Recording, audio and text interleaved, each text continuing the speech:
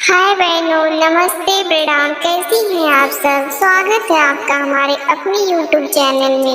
आज हम आपके लिए बहुत ही सुंदर राजा रानी का नोक झोंक वाला सोहर गीत लेकर आए हैं।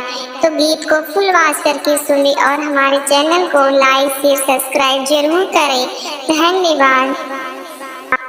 दर्द से व्याकुल धना पिया से रज कर पिया से रज कर हो पिया जल्दी से सासू का बोलवता दर्द हमरे आवे दर्द बड़ी आवई हो पिया जल्दी से सासू का बोलवता दर्द हमरे आवे त पीरे हमरे आवई हो। तू ही मोरी रनिया से रनिया तू ही न ठकुराइन तू ही न ठकुराइन हो। धना मैया से मुख नाही बोल तू त मैया नाही आई है त मैया नाही आई हो। धना हमरे कहत लाज लाग शरम बड़ी आवे शरम बड़ी आवई हो। दर्द से व्याकुल धनिया पिया से रज कर पिया से रज कर हो पिया जल्दी से जेठनी का बोलवता दर्द हमरे आवे त पीरे हमरे आवई हो पिया जल्दी से जेठनी का बोलवता दर्द हमरे आवे ता पीरे हमरे आवई हो।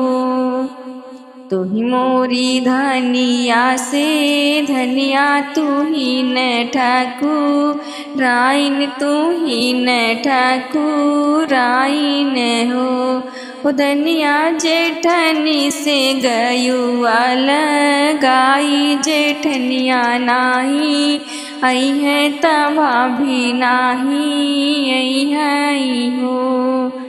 धना भौजी से गयुआल गाई ता भौजी नाही आई है ता भौजी नाही आई हो।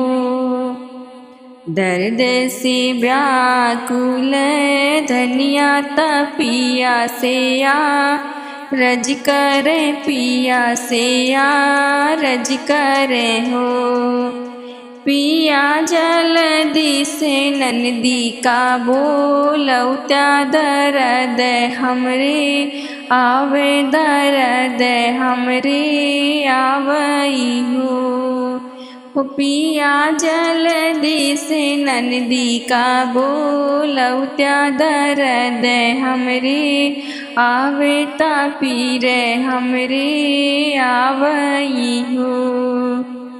तू ही मोरी धनिया से धनिया तू ही न हमरी रनिया तू ही न हमरी रनिया हो।